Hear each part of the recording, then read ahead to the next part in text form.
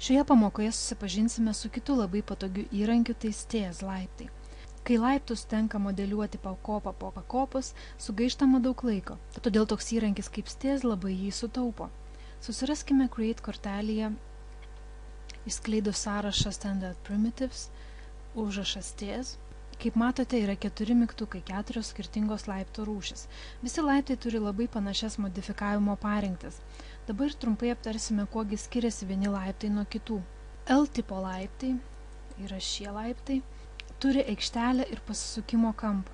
Šis kampas nebūtinai turi būti lygus 90 laipsnių. Pažymėkite laiptus ir einame į Modify ir Angle mažiname. Kaip matote, keičiasi posūkio kampas.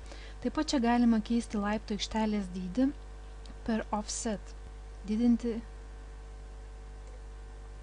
U-type stair, tai yra šie laiptai, pasisuka 180 laipsnių kampu. Čia kampo reguliuoti jau negalima, bet galima keisti aikštelės dydį taip pat per Offset. Dabar išsamiau panagrinėkime laiptus. Importuokime brėžinį laiptai. Prieš tai jį reikia prasisiųsti iš čia nurodytos nuorodos, kurią taip pat rasite po pamoka YouTube kanale prie komentarų. Taigi, parsisiųstą failą išsaugojame segtuve Import ir spaudžiame File, Import, pasirenkame laiptai, spaudžiame Open, pažiūrime, kad yra milimetrai, spaudžiame OK. Ir štai turime importavę laiptus. Taigi, kursime 2 tipų laiptus, tiesius ir sraigtinius. Pasirenkame įrankį Straight Stair, įsijungiame S raidelės pagalba traukos režimą, sulaukiame, kol pelytės pliusiukas pasirodo ties vienu kraštu, tempiame neatleisdami pelytės, atleidžiame ties kitu kraštu, tempiame į gylį, spaudžiame, tempiame į viršų, atleidžiame. Štai sukūrėme laiptus.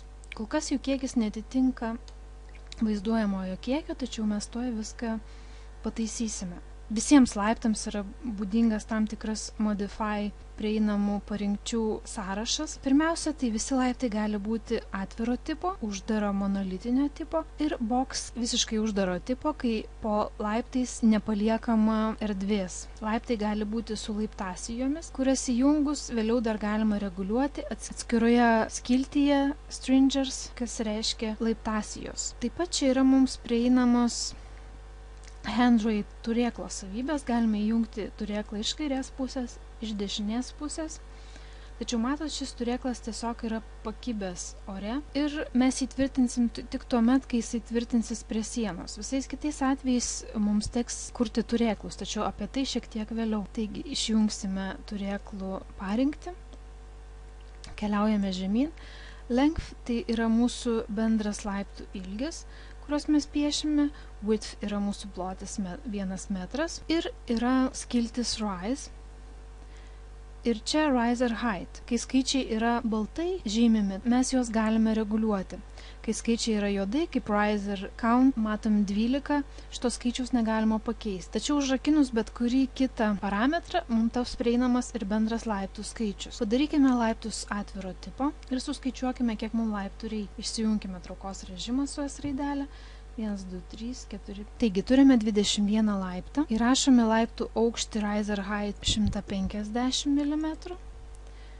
Ir spaudžiame Pin Rise ir Height, tai yra mes užrakinsime šį parametrą. Ir dabar padidinkime laiptų skaičių iki 21 laipto. Ir matote, automatiškai padidėjo bendras aukštis 3,15 m. Taip pat čia yra skiltis Steps, kuri yra prieinama reguliavimui tik tai esant Open tipo laiptais. Jei mes jį įjungsime Closed, mes pakopų negalėsime reguliuoti, kadangi jos jau yra monolitinio tipo. Taigi grąžiname Open ir suteikiame laiptų pakopoms bent jau 2 cm plotį, tai yra 20 mm. Ir depth, tai yra laipto plotis, gylis, bus 30 cm. Keliaujame toliau Carriage. Kas yra Carriage? Carriage tai yra konstruktyvas laikantis laiptus. Štai, to jau mes išjungsime varnelę ties Carriage. Ir kaip matote, laiptai dabar tarsi kabantis ore, nėra jokio konstruktyvo.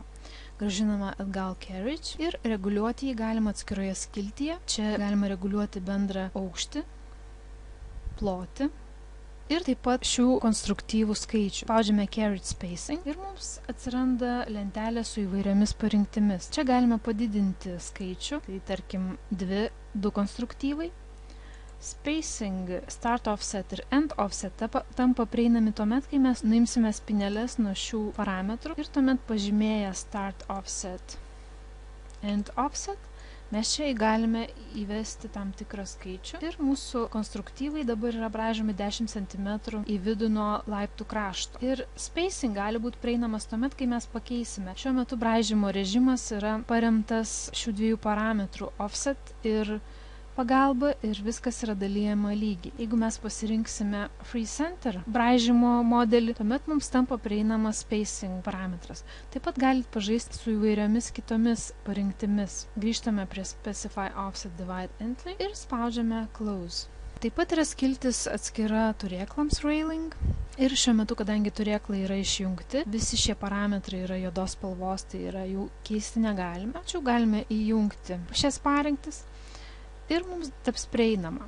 Taigi mes galime keisti bendrą turėklų aukštį, pasirinkime 1 metrą. Offset tai yra kiek nuo laiptų krašto į vidurį laiptų yra nutolęs turėklą, tarkim 5 cm mums tinka. Ir segmentai, iš kiek segmentų susideda mūsų turėklas. Šiuo metu yra trikampio formos, nes tai yra 3 segmentai. Ir jeigu mes didinsime segmentų skaičių, mūsų laiptai vis labiau atrodys panašus į apskritimą. Taigi 10-12 segmentų užtenka, kad mes turėtumėm apvalaus tipo porankius. Ir čia radius galime mažinti arba didinti jų dydį. Ir mums liko stringers parametras, tai grįžkime ir įjunkime stringers varnelę laiptasijos. Ir čia taip pat galime reguliuoti jų aukštį, plotį, gylį ir atotrūkį. Taip pat galime laiptasijas pradėti nuo grindų arba pratęsti giliau. Dabar nusibraižykime sraigtinės tipo laiptus, pasirenkame spiral stair mygtuką, prisitraukime mūsų laiptų apskritimą, įjungiam snap režimą su S raidele.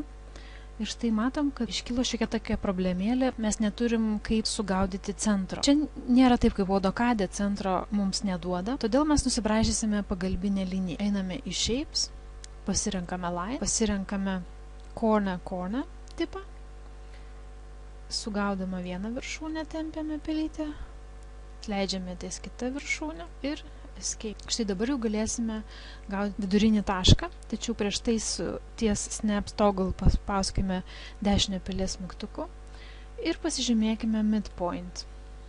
Uždarykime lentelę, grįžkime į mūsų laiptus ir pasirenkame Spiral Stair. Šiek tiek susimažiname vaizdą. Taip, sugauname vidurio tašką, paspaudžiame pilytę, tempiame iki kito krašto, atleidžiame, tempiame į viršų. Štai jau yra braižomi laiptai. Kaip matote, sraigtiniams laiptams taip pat yra galimos labai panašios parinktis. Tai yra open closed box gali būti, tokie patys pasirinkimai. Galima pasirinkti, į kurią pusę bus nukreipti laiptai. Kas čia yra naujo, tai yra vidurinė kolona, kurią galima įjungti arba išjungti. Čia yra center pole. Šiuo atveju mes ją palikime. Taip pat yra visos kitos besikartojančios parinktis. Ir galiausiai center pole galima tiksliai nurodyti, kokio dydžio mes norime. Šiuo atveju yra 15 cm skersmens kolona, 3 metrų aukščio. Viskas kaip ir tvarkoje. Tačiau čia norėčiau panagrinėti dar vieną dalyką. Mes dirbame kol kas su handrail, žymėjome čia varneles ir nelietėme rail path. Pažymėkime rail path ir kaip matote atsiranda tokios pagalbinės linijos, kurių aukštis šiuo atveju yra nulinis, jums greičiausiai jas rodo aukščiau. Taip yra dėl to, kad aš neseniai braižiau šios laiptus ir rodo senasias parinktis. Tačiau aukštį mes galime pakeisti, einame į railing ir taip, height nustatykite 0 ir taip pat matysite juos nulinėme aukštyje. Ir offset šiuo atveju mes taip pat nustatykime 0, kad turėklus braižytų nuo pat krašto. Taigi turime turėklų kelią, o turėklus braižysime su tuo pačiu jau mums pažįstamu įrankiu railing. Tai išskleidžiame sąrašą ties, pasirenkame EC Extended, pasirenkame railing, pick railing path ir sulaukia reikalingos ikonos, kai pelytė yra virš railing path kreivės. Spustelėkime pelytę. Ir štai matote, atsirado turėklai ir jie toliau reguliuojami visiškai taip pat, kaip ir ankstesnėje pamokoje mes mokėmės. Šiuo atveju, matot, šiek tiek kampuotai atrodo viskas.